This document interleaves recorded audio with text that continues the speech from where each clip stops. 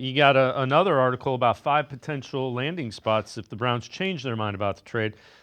You point to the Commanders, the Eagles, the Vikings, the Packers, and the Chargers. How'd you arrive at those? And again, if Andrew Berry, if somebody offers you three first round picks, and it's not a contender, you make that. You know what I mean?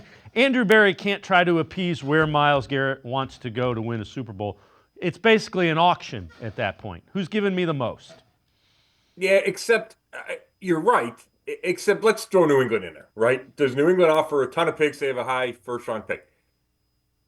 First of all, is Myles Garrett going to sign the extension to go there? If the team's giving up 3 first round picks, it's with the understanding that you're going to have Myles Garrett for more than 2 years. So Garrett could look at New England and say, they're not going to contend. I'm not going to sign the extension, and the trade blows up. Or he gets there, or the team doesn't even offer it because they know they're not a contender. And that's what Myles Garrett has made ultimately clear. He doesn't want out of Cleveland. He wants out of Cleveland to go somewhere and contend for a Super Bowl.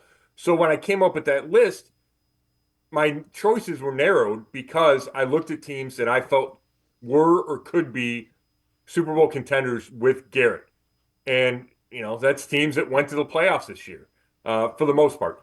It's teams that have a quarterback in place. Justin Herbert from the Chargers, Jaden Daniels from the Commanders. Obviously, the Eagles just won a Super Bowl. Minnesota, we don't know exactly who's going to be their quarterback, but they were really good this year and have one of the top young coaches. So those are the teams I looked at, and then it's a matter of a combination or draft picks and or young players. For example, the Chargers, I like the idea of you get a first round pick back, and if you can get left tackle Rashawn Slater. He's a former first round pick. The Browns need a left tackle. So I think there's a way you can hedge with okay, you trade Myles Garrett, but you're getting a key piece back that steps in right away. And I think that would make the rest of the guys on the roster feel better about the situation for 2025. Yeah, it's again where he's going to want to go. I don't know that you're going to get enough. That's the dilemma. If because the draft picks they're going to be in the 20s, and we know how those picks have ended for historically for the Browns.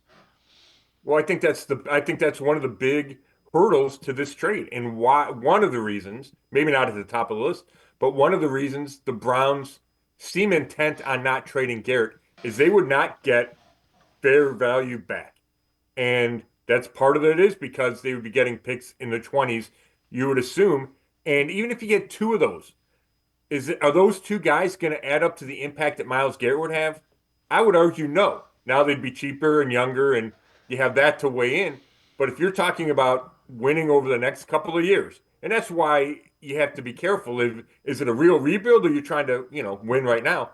To whatever degree you're trying to win, I just don't think you're getting back in return what Myles Garrett is worth, and I think the Browns realize that, and that's part of their no stance.